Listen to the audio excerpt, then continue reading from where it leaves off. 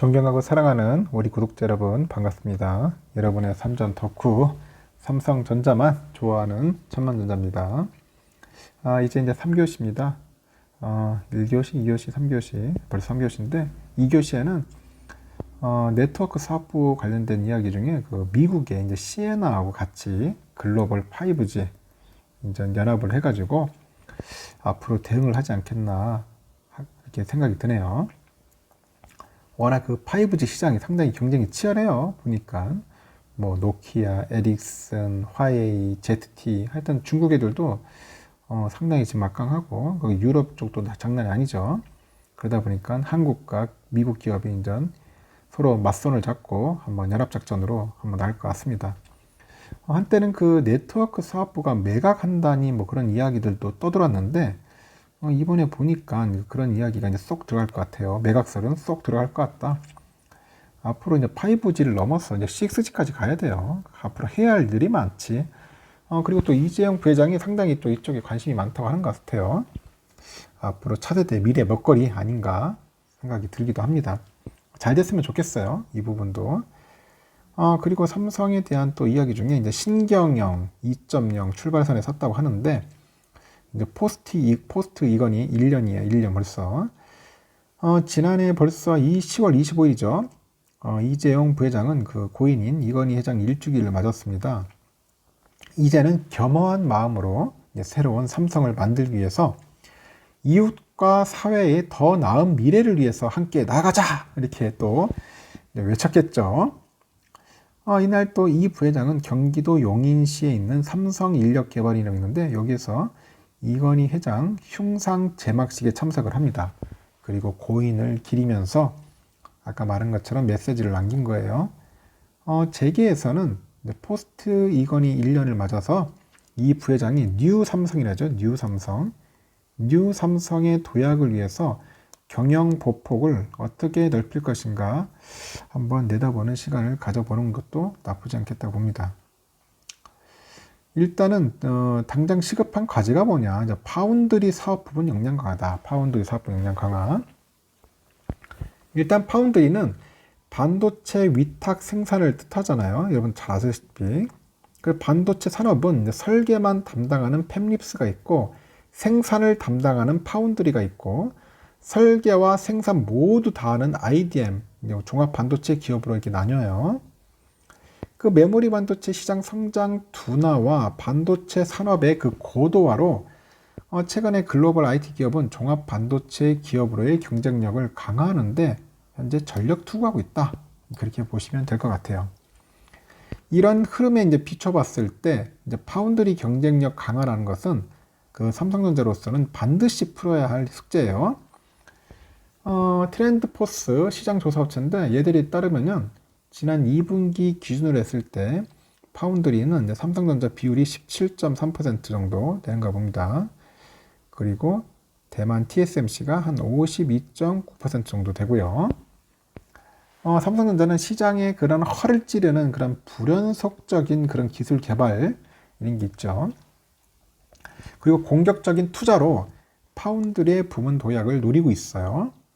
지난 10월 초에 삼성은 파운드리 포럼에서 GAA인데 이게 뭐냐, 게이트 올 어라운드 방식이에요. 이 방식으로 해서 3나노죠. 3나노미터 이게 시스템 반도체 양산 시점을 내년에 상반기로 앞당길 것이라는 계획을 내놔서 한번 주목을 받았습니다. 그 GAA는 기존의 그 핀팻 기술보다 전력 효율을 높일 수 있는 기술이고요. 그 TSMC는 그 3나노 양산 시점을 이르면은 한 내년 7월 정도 계획 중인 것 같아요. 내년 7월 정도. 삼성이 계획대로 양산에 성공하면은 그 파운드리 부분에서는 사실상 처음 TSMC를 이제 앞서게 되는 거예요.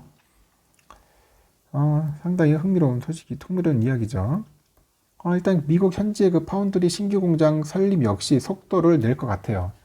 삼성은 지난 5월에 한미 정상회담을 계기로 해가지고 한 170억 달러 정도 규모의 파운드리 공장 증설 투자 계획을 발표를 했는데 기존의 삼성전자 그 파운드리 공장이 위치한 미국의 텍사스주죠. 오스틴시가 유럽 후보지로 거론됐었어요. 하지만 또 인근에 또 테일러시가 있었죠. 테일러시. 여기서 전폭적인 세제 혜택을 막 약속을 해요. 자기들이 주겠다고 난리치고. 그래서 저 경합 중인데 이 부회장이 이제 11월 중에 미국 출장을 계획하고 있는 것으로 알려지면서 이제 최종 결정이 임박해지지 않느냐 이제 그렇게 보고 있는 것 같습니다. 그리고 연말 조직의 개편도 관심사다 이렇게 봅니다. 연말 조직 개편. 이제 인사철을 맞아서 이제 최근에 증권가에서 삼성전자 네트워크 사업의 그 시스코 매각 등에 관한 찌라시도 확산됐는데 삼성 내부에서는 대체로 설득력이 떨어진다 그런 반응을 합니다. 삼성전자 여러 사업부 중 네트워크 사업부는 이익 기여도가 낮다 보니까 항상 매각 관련 미확인 소문은 인사철마다 떠돌았고 전 시간에 얘기했죠. 좀 힘들 것 같다. 보니까 또 일단은 매각설은 좀 아닌 것 같다는 생각이 저도 듭니다. 근데 삼전은 크게 반도체를 담당하는 디바이스 솔루션 부분하고 가전을 담당하는 C 부분이 있어요. 스마트폰은 IM 사업 부분으로 나뉩니다. 이 가운데 그 IM 사업부 부분은 무선 사업부하고 네트워크 사업부로 구성이 돼요. 그 네트워크 사업부는 2010년에 중반에 영업이익률이 0%를 기록할 정도로 실적이 아주 부진했어요. 그러다 보니까 그 뒤에 매각설, 철수설, 하여튼 이런 이야기들이 끊이지 않았다는 거죠. 근데 최근에는 약간 분위기가 달라졌다. 그런 겁니다. 분위기 달라졌다. 일단 미국과 중국 간 그 기술 패권을 둘러싼 그 갈등 때문에 수년 전부터 미국에서 중국 화웨이의 네트워크 장비 의존도를 대폭 줄이기로 합니다. 그러다 보니 삼성전자 네트워크 사업부가 이제 반사 이익을 볼 것이라는 기대는 커졌는데 일단 시장 조사업체 보니까 통신장비 시장에서 삼전의 점유율이 지난해 2.4%에서 올 상반기 3.2%까지 인전 올라가요. 그 지난해 또 삼성전자 미국 버라이즌이죠. 버라이즌과 일본 NTT 도코모, 영국의 보다폰, 하여튼 이런 데하고 수주 계약을 이제 잇따라 체결을 합니다. 일단 찌라시에 없던 언급했던 삼성 SDS 또한 현재까지 인력 구조 조정에 관한 별도 통지나 언급은 없었다. 그래서 IT 업계 관계자는 내부에서는 SDS 등 그 일부 사업자를 스마트 팩토리 사업 관련 자회사인 그 미라콘과 통폐합할 것이라는 그런 수준의 얘기가 오간 것으로 이제 안다면서 이렇게 언급한 사람도 있는데 하여튼 인사철마다 회자됐던 그런 단골 소재다. 특별한 변화가 있을지는 아직은 미지수라고 하는 이야기들도 있어요. 하여튼 흥미롭습니다. 그리고 또 이제 보면 연말 인사 맞물리니까 삼성이 이제 지배구조 개편 방향에도 이제 관심이 쏠리겠죠. 현재 삼성은 주요 계열사 관계사로 구성된 이제 태스크포스, 여기에서 이제 보스턴 컨설팅 그룹이라고 있어요. 여기에 이제 지배구조 관련 컨설팅을 맡길 상태라는데 이 작업은 올 연말 전에 마무리될 것으로 알려져 있고 일단 재계에서 삼성이 어떤 형태로든지 각 계열사 간 구심점 역할을 할 컨트롤 타워를 뭔가 새롭게 구성할 것이라는 관측이 나옵니다. 삼전은 2017년 2월에 미래전략실 해체를 했어요. 그 해체 후에 삼성전자 사업지원팀, 생명은 금융경제력 제고팀, 삼성물산은 경쟁력 강화팀, 하여튼 3개의 그 태스크포스를 운영해왔고 하지만 계열사별로 지나치게 분리된 상태로 의사결정이 이어지니까 그 그룹사 간의 그 자원의 전략적 활용이나 그런 시너지 제고 등이 제한적이다 그런 지적이 있어요. 그래서 이 때문에 과거처럼 강력한 구심력이 아니라 느슨한 결합력을 가진 그런 컨트롤 타워가 구성될 것이다 그런 관측인데 하여튼 그 경영 환경이 불확실한 상황에서는 그룹 간 그 타이트한 형태의 결합보다는 다소 느슨한 연결고리를 형성하는 것이 외부 변화에 대해서 대응력을 높여주지 않겠냐. 그래서 기존의 미래 전략실과는 확실히 선을 긋고 준법 경영을 기반으로 해서 새로운 컨트롤 타워를 준비하고 있을 것이다 하는 그렇게 모 교수가 이렇게 얘기를 하는데 일단 가봐야 알겠죠. 일단은 무엇보다도 삼성으로서는 지배구조 개편으로 과거 신경영 선언에 버금가는 모험적인 시도를 위한 발판을 다질 필요가 있다는 진단이고요. 삼성그룹 그 전직 임원들 사이에서는 삼성이 반도체 사업 진출로 큰 성공을 거둔 뒤에는 기존 주력 사업부를 중심으로 해가지고 자원 배분에 몰두하는 혁신 기업의 딜레마에 빠질 수 있다는 우려의 목소리도 현재 나오고 있어요. 일단은 혁신 기업의 딜레마는 그 와해적 혁신으로 유명한 그 클레이튼 크리스텐슨, 이렇게 기네. 하여튼간 그 하버드 대학 교수인데 그 교수의 저서예요.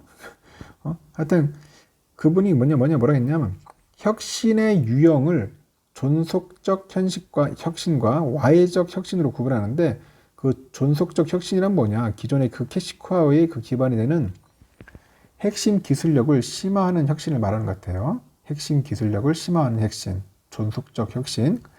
와해적 혁신의 골자는 시장을 선도하는 기업이 기존 제품의 그 품질 개선과 비용 절감에만 몰두하는 바람에 값싸고 단순한 제품을 만들어서 그 시장 아래쪽에서 치고 올라오는 혁신 기업의 시장을 빼앗겠다는 것이다. 그렇게 이야기를 하고 있습니다.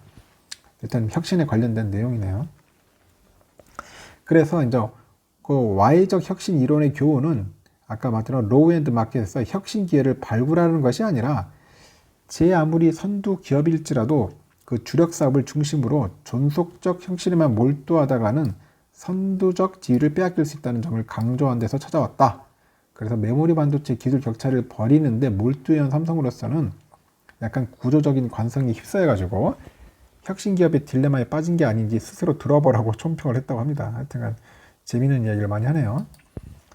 그래서 선대 회장 시절에는 그 추격형 기술 개발에만 몰두하면 됐지만은 이제는 상황이 달라졌다. 전에 없던 혁신의 길을 가려면은 기술 변화에 관한 전망 등 역량을 약간 고도화할 필요가 있다고 이렇게 조언하는 분도 있고, 일단 그 미중 기술 그 패권주의 대응 전략 마련도 시급한 과제라고 현재 하고 있네요. 그 당장 그 삼성은 미국 정부의 그 반도체 자료 요구로 지금 발등에 불이 떨어져 있고요. 미 백악관 상무부가 지난 9월에 삼전, 하이닉스, TSMC, 인텔 등 지금 반도체 재고, 주문, 판매 등 하여튼 공급망 정보 설문지에 대한 답을 11월 8일까지 제출하라고 했어요.